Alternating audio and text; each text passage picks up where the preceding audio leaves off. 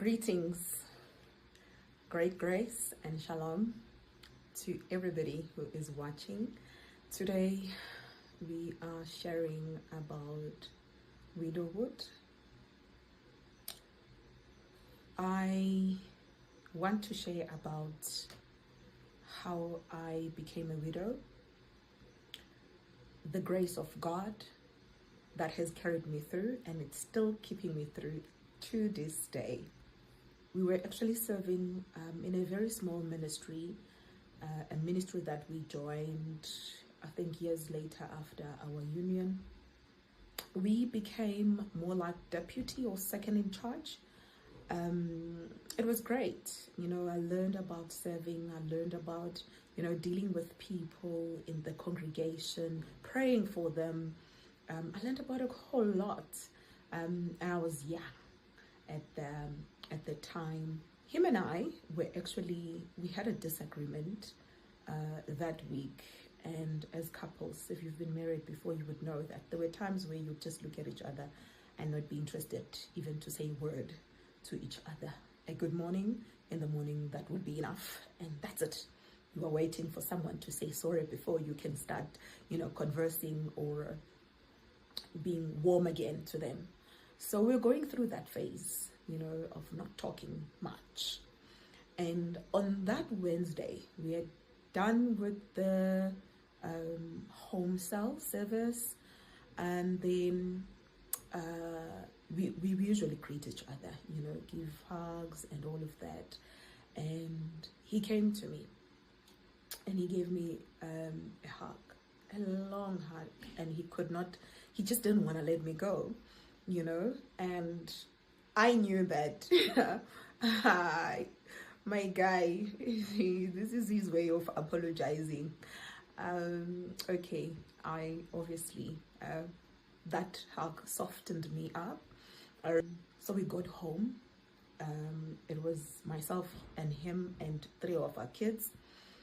My son was 9 at the time. I had a daughter who was 4 and the last born who was 18 months. So my son would sit in front. We were driving a 3-door car.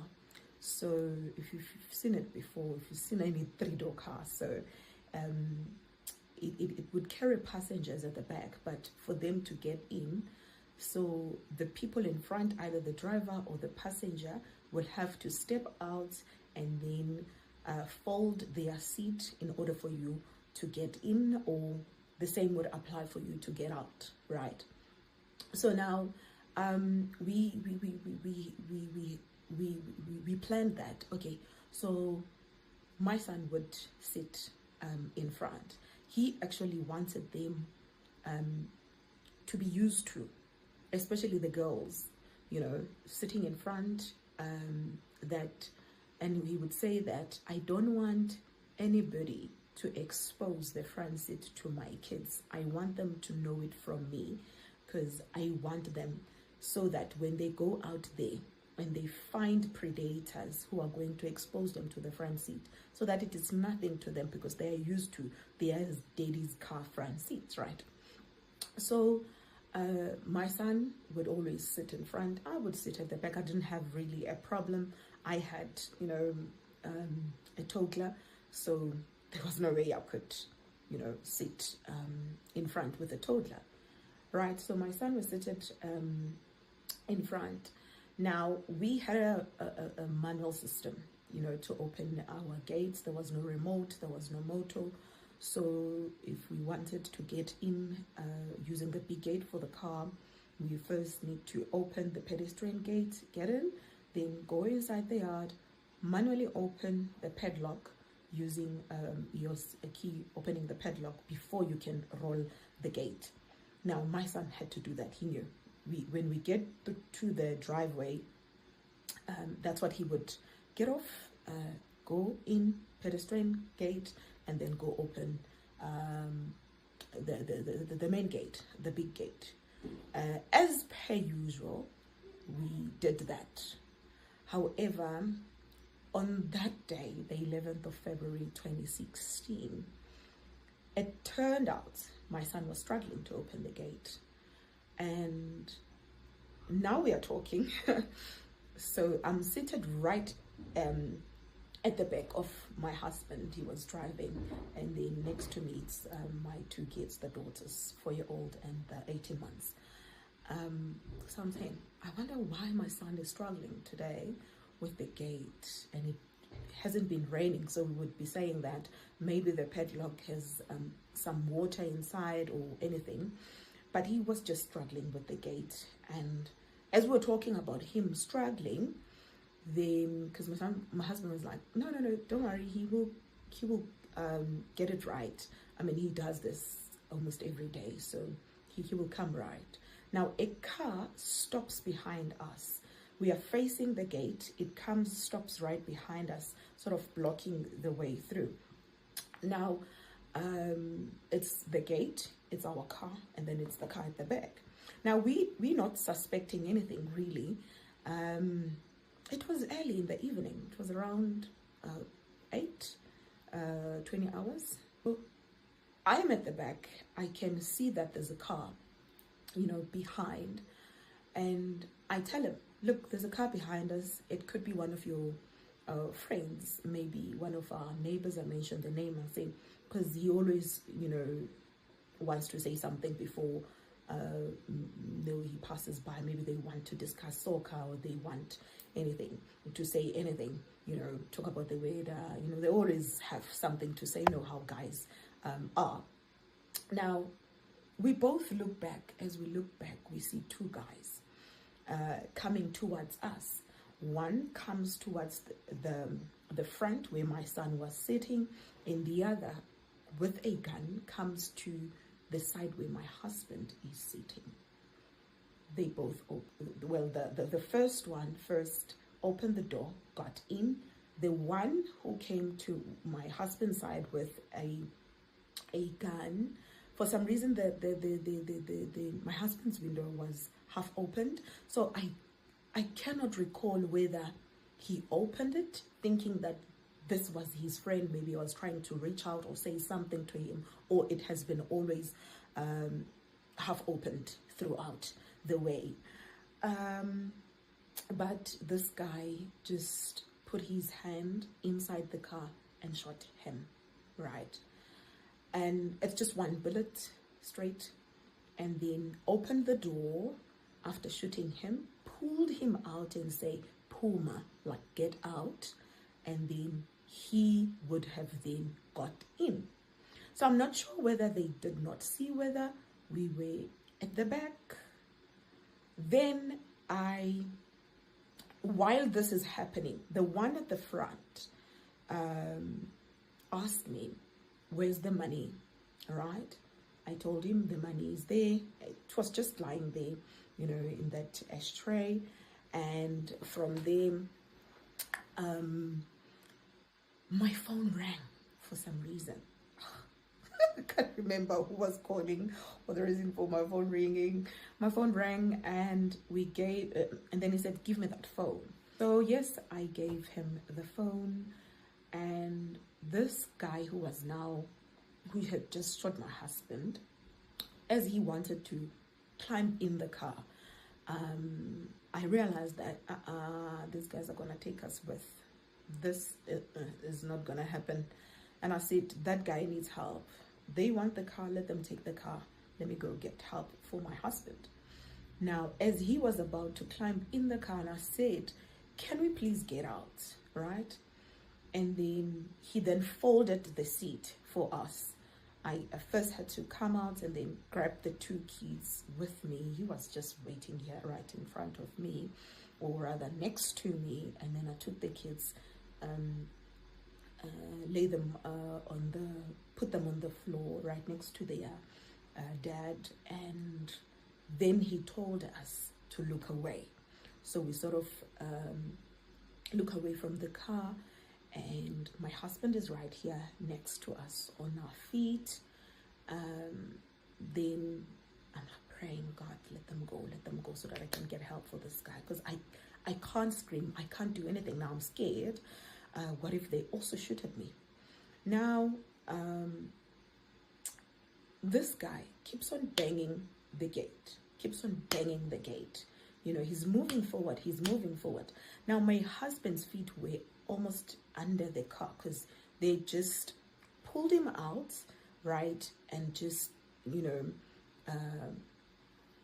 drag him just out the car. So his feet almost went under the car. So now I was thinking that maybe the reason why the car is not able to move backwards, or rather reverse, it's because his feet are stuck under the car. Little did I know. So I offered and I said, can I please pull his feet under the car so that you can drive off? Now, as I said that, I'm saying this and I'm looking the direction that they said we should look. And this shooter says to me, Sisi, urivesa kanjan. I'm like, saying that, hey lady, how do you put a reverse on this car? So I told him, okay, so you need to put one, but you need to pull the gear up and then put one. It will then go back. Indeed, he did that. They managed, they left. The first car that had blocked us, as they managed to reverse, it first went away, it drove off, then our car followed them. So now, I honestly, to this day, cannot tell you the drive-away car, what color it was, what make it was, or even the registration number, but I know that it wasn't white. I think it was silver, because it was at night, and I think I was shocked, I don't know. And my focus was getting my husband help. So the moment they drove off, right, I then rushed to get help. Remember, I don't have a phone, so I needed someone to help me. Call an ambulance, call the police. Maybe they would rush at these people and find them on the way. You never know. Yes, and I want us to spot the grace of God in this entire story. And I know it may not be easy, you know, to spot it, but now when I look back, I can see the grace of God throughout. First of all, my next door neighbor's gate was always locked. During the day, locked. Night, however, that night, that gate was open. That gate was open. I went in. The door was also open. I did not knock. I went in, opened the gate, opened the entrance door in the kitchen. I went to the lounge. They were sitting there. They were watching some program on TV. I don't know what they were watching. I just went there, right at the center of their lounge. I screamed, then I went out. I realized the kids. Right, I left them with their dad lying down. I went back. I started praying for my husband. I prayed. Prayer was the only thing I believed in at the time, and I just believed that he wasn't going to die. I never thought he would die. And, you know, simply because he had just preached, he was a good guy, he was young, he dedicated most of his time, you know, in the ministry. He loved people. He was a very friendly guy. However, it happened, right? So I prayed, and I was praying in tongues. I was just praying in tongues, and because I did not have, you know, the utterances, I just prayed in tongues. So my neighbor came. She first took the kids into her house. She joined me in prayer. We prayed. Her husband came out with a whistle. So in that community, whenever there was crime happening, the neighbors would just come and whistle. Wherever the whistle was, then the neighbors would come, and to help. It was full, like in a spare of a moment, everybody was there. And my son did not come back that night. But when he explained to me the next day, when he saw his dad being shot at, he immediately ran to a diagonal opposite neighbor who was a cop. And another grace of God there. That neighbor had an electric fence, which was always on. But on that night, it wasn't. My son managed to jump over and told him, and he was also home, and told him that people just shot at my dad. And obviously, I think that's why we managed to have, the grace of getting police attended to us. Like, it took less than 5 minutes for the police to come. It took less than 10 minutes for the ambulance to even come. So everything, it just happened quickly. They were there, and the police were the first people to come, and they found me praying there with my neighbors. Everybody just came, and they saw me praying, and they also just prayed. Some were looking for the pulse. I couldn't even touch him. I didn't know what to do. All I could do was to hold him and just prayed, And from there, police came and they started asking me what happened. As I was explaining to them, the ambulance came. The ambulance came and they started, CPR. They started resuscitating him and putting oxygen. They tried him, CPR again. Now, I'm giving a statement to the police, and I'm looking at these guys, the paramedics helping my husband, and I'm hopeful that this guy is going to at least respond, And as my focus was there, but I'm talking to these police, one of them, it was a guy, went in. Now I'm thinking he's going to get something that will help him, start breathing. Maybe they picked up that, no, there's some breath coming, or pulse weak, whatever. He brought a cover. The other one said time of death, 8. It was 8:20. That moment, it was more like my world shattered. I didn't know what to do. I ran. I don't think I saw myself without that guy. I didn't see myself leaving without my husband. He was my GPS. I remember I once went to an interview. Well, if you know BlackBerry, we never used to have GPS and all. So I got lost coming back, and I called him and I said, I don't know how to get back home. I was like, where are you? And I said, I'm somewhere. I can see a bot saying this and another one is saying this. I don't know which direction I should take. And then he says, okay, where is the car facing? I said, the car is facing in front. Where else can the car be facing? He says, then drive front. And it became a joke. You know what? Eventually I got home.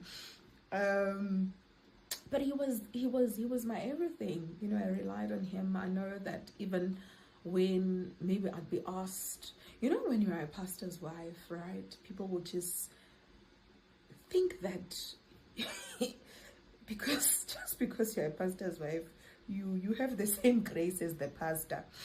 And sometimes they just call you out of the blue and say, can you come and give us, a word of encouragement or a word of offering or whatever. And because we were on this BBM, the two of us, and I'll just BBM him and said, dude, I don't have a scripture. While he's sitting there and I'm in front, and obviously I'll be greeting and, stalling. And I'm not saying all the pastors' wives are like that, but this was my experience. And he would just give it to me as I'm greeting and acknowledging, doing this, and then say verse, one word, verse, and then he would just send it to me quickly, and then by the time I open my phone, the verse is there, So even at work, they knew. There was no way, there was no event in actual fact that I attended. It could be in the branch, it could be anywhere. They knew that my husband's ticket had to be there. Otherwise, I'm not attending that event. If they really wanted me to go, they'd give me 2 tickets. That they knew. And when they came to me, they would say, okay, hey, this is your ticket and this is your handbag's ticket. Because they called him my handbag. Because, as a lady, you always carry your handbag with you. When they go to the bathroom, your handbag is there. So they called him my handbag, right? I never mind.